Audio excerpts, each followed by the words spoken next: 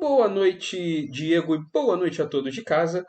O Brasil ganhou da Suíça de 1-0 e estamos oficialmente classificados para as oitavas de final, Diego. Boa noite a todos, boa noite, Natan. Lembrando que o Brasil ganhou sem Neymar e com o Vinícius Júnior trazendo toda a porrada para ele. Esse jogo Brasil e Suíça, ele foi um jogo que a seleção ela sofreu muito e já vinha sofrendo de Fred. E é isso, a seleção já vem sofrendo de Fred aí já faz um tempo. Lembra, inclusive, quando a gente sofreu de Renato Augusto, ali em 2018, que inclusive são das mesmas posições. Pois é, Natan, o time também sofreu bastante de Rafinha. Pois é, o Diego, mas tem uma curiosidade muito legal aí do Rafinha, que na verdade o Rafinha ele foi o ganhador de um sorteio aí do palito premiado de picolé para participar dos jogos de dentro do campo. Então é maravilha pro jogador Rafinha, o atleta Rafinha do Barcelona. Então, acho que esse jogo não fugiu muito do esperado, não. Sabíamos que a Suíça tem uma defesa muito fechada. Sofremos um pouco também com a falta de criação, né? Com a ausência de Neymar no jogo. Mas eu acho que também se ele tivesse no jogo não ia ter muita diferença assim. Eu achei legal do Tite ter optado pelo Éder Militão pela direita, pois aí evita o velho, o cansaço do velho Daniel Alves, né? O velho por velho podia ter levado o Nenê, né? Você ter comentado isso do ex-atleta ainda em atividade Nenê, que ele poderia ter ajudado muito mais a seleção do que o atleta Rafinha, por exemplo. E poderia ter sido convocado no lugar do Daniel Alves. Ele poderia, por exemplo, chegar naquele meio de campo que estava vazio, sem alguma armação, e dar o drible para trás, que é a especialidade do Nenê. Fazer ali aquele drible para trás, puxar a bola e chamar uma falta. Só ali o Nenê já tinha colocado umas duas assistências na cabeça ali do Richarlison. Mas o mais importante de hoje foi a entrada de Éder Militão no time no lugar de Danilo. O Éder Militão, inclusive aconteceu uma questão muito engraçada nele no início do jogo, que na hora que os atletas estavam se encaminhando para entrar no gramado, o Éder Militão aparece dando um pulo na frente da câmera, no lado de uma criança, se afastando da criança. O que me leva a pensar que o Éder Militão pensou que aquilo fosse um filho dele.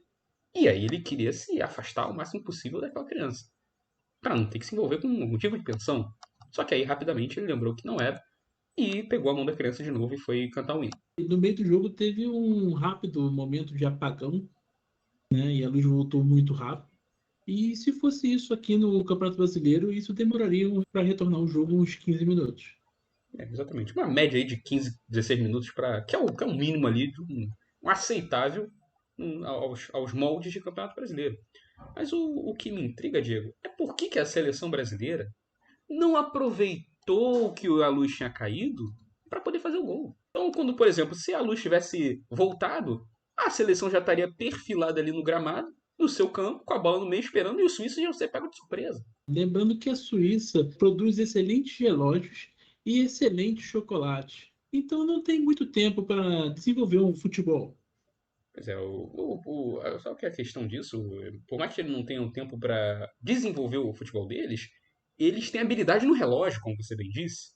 Então o que eles poderiam ter feito? Eles poderiam ter manipulado o tempo da partida. Porque ali eles sabem fazer relógio, eles poderiam enganar a FIFA e fazer um relógio deles. Que na hora que tivesse que acabar o jogo, botaria mais 30 minutos e ninguém ia perceber. Porque eles manipulam o relógio muito bem. Ou acabasse o jogo em 30 minutos de partida. Que ia acabar 0-0 tava bom pra eles. Mas a malandragem é poder do brasileiro, Natan. Quer dizer, faltou a malandragem em Suíça, que no caso é pertencente à nossa seleção e não à seleção suíça, que é muito honesta. Então eles não iam fazer uma coisa dessa. O problema desse jogo é que o Brasil demorou muito para fazer o gol. Né? Ele ganhou de 1-0 e isso me incomodou, porque além de ter colocado. O Tite poderia ter tido a visão de colocar o atleta Nenê, ele poderia também ter colocado no meio da partida o atleta Anthony. Que o jogador Anthony, o Diego, não sei se você lembra, mas ele tem a habilidade de driblar em torno de si mesmo. E o drible da rotação, que é o drible famoso, fingindo que está com a bola. E aí os adversários suíços vão ficar olhando ali e falam, cadê a bola? Será que está com ele? O que ele está fazendo? Se entretendo com a performance, atuação sensacional do Antony. E aí, na verdade, a bola ia estar com o Richarlison, que ia sorrateiramente fazendo 3 gols e ninguém ia perceber. Um fato muito interessante: o Tite é muito religioso, visitou mesquitas no Catar para fazer orações. Um pouco antes aí dos jogos, o Tite visitou uma mesquita, né? E ele é um cara muito conectado com a fé. Só que isso volta àquele assunto que a gente já falou isso aqui, isso tem que ser falado. A intervenção divina no futebol. Pode ter toda hora isso. Isso é a máfia do plano espiritual. Além de ser uma completa máfia desse plano espiritual que a gente não tem o mínimo acesso, pode ter também uma alcunha ali, uma ligação com a máfia da Casa das Apostas. Porque aí como é que a gente vai saber que os deuses ali, tanto o deus islâmico, o cristão, todos os deuses, como é que a gente não vai saber que eles estão se ligando para poder controlar as apostas do jogo? É capaz de Deus lucrar muito com as apostas pelo fato dele já saber sobre o futuro. Pois é, a onisciência ali, a onipresença, tudo possível que os deuses das religiões têm, faz com que eles já saibam o que vai acontecer. O que não faz muito sentido pro treinador de um time ou o jogador de um time querer ficar pedindo a Deus. Porque aí, pra Deus, ele já sabe o que vai acontecer. Então ele já fica olhando, só, eu já sei que você vai perder. Você tá pedindo pra quê? Eu queria falar agora do jogo Camarões 3, Sérvia 3.